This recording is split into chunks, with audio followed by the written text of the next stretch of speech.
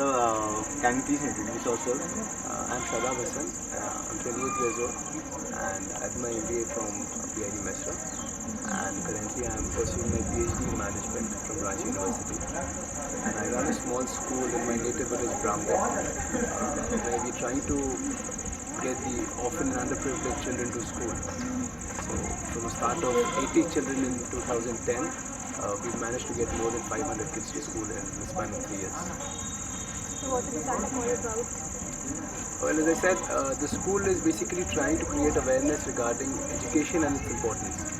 So we're just trying to get these kids to school, probably the first generation learners, because there are so many kids in the village who don't come to school. And the one thing which we are working on is we're trying to help the parents realize the difference between going to school and learning in school. So a lot of people were satisfied with their kids going to school and they were never even bothered about whether they were learning or not. So we're just trying to make them realize that what is the learning all about. If the kid is spending 4 hours in a school, what does it take away at the end of the day? And with that, the results are really disturbing when we got to know that a kid who's past standard 8 is not even able to read the basic English sentences. And when we try to get them to school, we have problems accommodating them into class 1 or grade 2. So those are things. So we're just trying to get these kids to school, and moreover, we're also trying to get the orphan kids to school, and we teach them absolutely free of cost. So, how did you go about your initial investment? Well, initially we did not have to invest much because we had this semi-constructed building which was supposedly meant to be our residence. So we make makeshift arrangement. We converted it into a school. We did not even call it a school then. We just gathered some kids, like 80 as I said, and we had these woven carpets which we took on rent from the tent houses. So they charged us 20 rupees per day, which was still very manageable.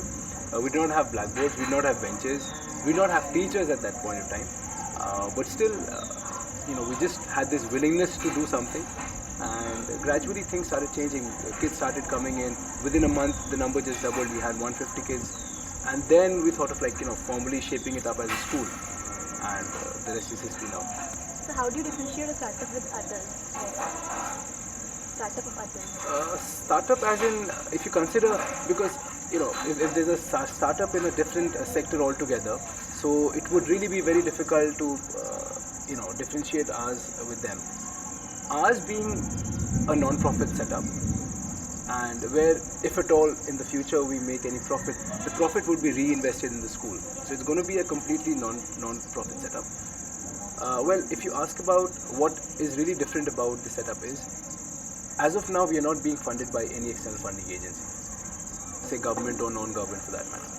But we're still trying to create a system where we involve the youth and make them the power behind how the entire system works. Because if a youth can spare 3 hours for watching a movie on a weekend, why can't he spare 1 hour teaching a kid? If you can spend 500 bucks watching a movie, why can't you all pull in those 500 bucks and help somebody, help pay for somebody's fees?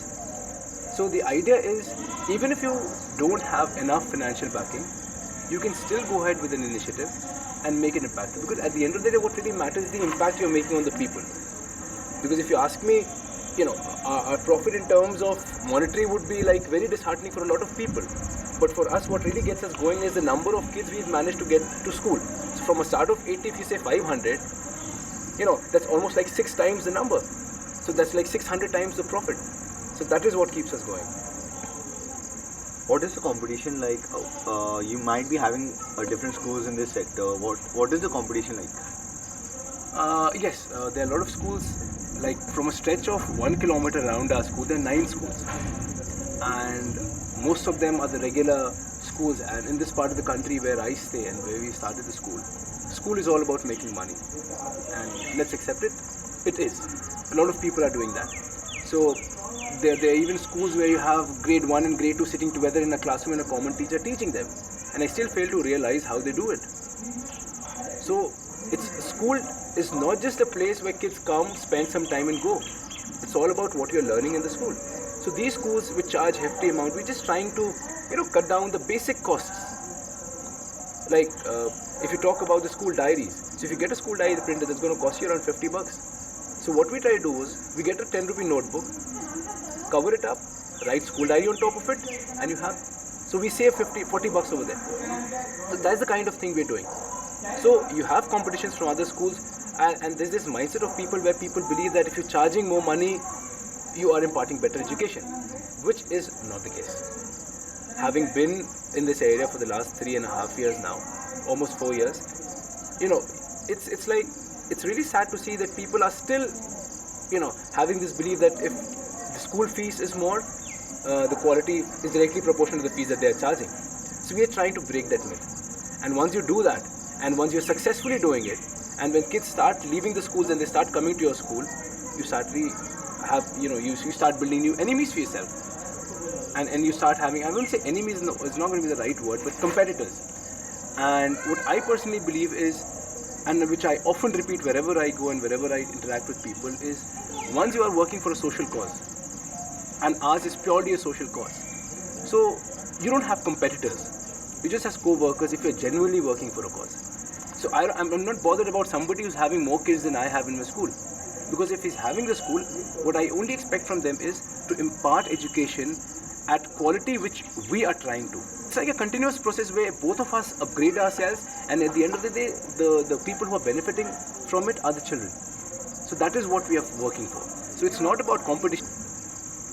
Then how do you delegate the work among your employees? Yes, this is a little difficult for us because our school is 20 kilometers away from the city, and it's a big problem getting people to travel to Bramway. So what we have to do is, if they're really willing to travel, you got to pay more. And when you don't charge enough from the kids, you're not capable of paying the teachers, right? So the teachers are expected to multitask. So apart from teaching, there are other activities as well. So it's a little tricky thing, you got to be very careful with what you do, because most of the people who are here in this part of the state, like around the school, they're not very conversant with English. English is still a problem for most of them. So getting an English teacher is a problem. So for that, we've came up with this concept of volunteer to teach, where we invite volunteers to come and teach our kids.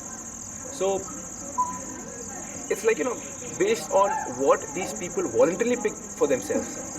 Like suppose you join in for an internship program in our school. So we let you decide, like, okay, these are the 10 things that are supposed to be done. What are things you are comfortable in doing? So he says, okay, point number 1, 3 and 7 is what I'll do. You pick 1, 3 and 7. You say, okay, I'll do 2, 4 and 6. You pick up the 3 things. So likewise, it's like your pick. So once you do this, it becomes really easy for somebody who's working, because you will enjoy doing what you actually picked for yourself, rather than me imposing something on you. So how many employees do you currently have? We have 13 full-time faculty members, the regular teachers, and my mother and I, we both teach as well, so that makes it 15, and a lot of other volunteers who join us for the volunteer teach campaign, and they come and teach our kids. What are the recent initiatives that you've taken? Well, the couple of initiatives that we started in the school, like the initial one was Reach to Teach. So Reach to Teach was all about going into villages, literally going door to door. So we started traveling in a radius of around 8 to 10 kilometers around the school, and finding out how many kids were going to a school, if they were going, what was their impact, if not, why not, and what was their problem. So we just tried to fill up the gaps. So that was all about Reach to Teach, and we had tremendous response, and probably it's because of Reach to Teach that we managed to get so many kids to school. Once we started having kids coming to school, we had problems with teachers. So just to fill up that gap, we came up with this volunteer to teach campaign. So we started collaborating with colleges. We had St. Xavier's, we had Mesra, we had I am Rachi. So we had people coming from all these colleges and teaching our kids online. Then when we had teachers, so these people were not free when you wanted them to be free. So we started these live classrooms. So we integrated the concept of video conferencing with the regular classroom teaching. So somebody who had an internet connection and a laptop and a web camera could actually interact with our kids online. So that was another wonderful thing these kids loved. So basically it was all about making education and knowledge imparting very interesting. So because you have to have some kind of allurement to get these kids to school, not the regular classroom thing, because they have their pressure, they have their work at home, they have their family pressure, they have the societal pressure. So despite all those stuff, you have to have something which gets these kids to school. So we had those things, and thankfully once we had this live classroom thing, Google came forward and volunteer to teach our kids online. So we had these Hangout classes, so Google Hangout. So a team of Googlers from Bangalore, they started teaching our kids online. So they taught English, mathematics, science. They had basic sessions on motivation. So it was actually fun. And then recently we had this campaign called Pehel, where we were supported by it was supported by Gunj, Delhi. So the idea was Gunj collects these used school materials, shoes and stuff. So they collected it. We got those kids from Gunj and we started distributing it to kids in the school. Somebody who cannot afford to buy a new shoe for 200, 250 rupees can easily buy an old shoe. Right, you can easily get a shoe, which is probably of no use to somebody who's actually discarded it. So that was another campaign that we started. And the last campaign, the most recent one that we started is Share Your Laptop. So because we teach computers to our kids from grade 1 itself. So a grade 1 student can tell you what a monitor is, what a CPU is, what a printer is. But then, you need to have a hands-on feel of what it is like working on a computer. And if you have a bunch of 80 or 90 kids, it's not practically possible to teach them onto laptops. So we had this campaign where we started inviting youth to come along with their charged laptops, spare 2 hours a day. We give them a 10-point program on what is to be taught to these kids, and we've had tremendous response. We had 2 sessions and we had kids from Mesra coming over here and teaching our kids. So we had the first lot at 18 laptops, the second had 22 laptops. So the kids are loving it. That's amazing.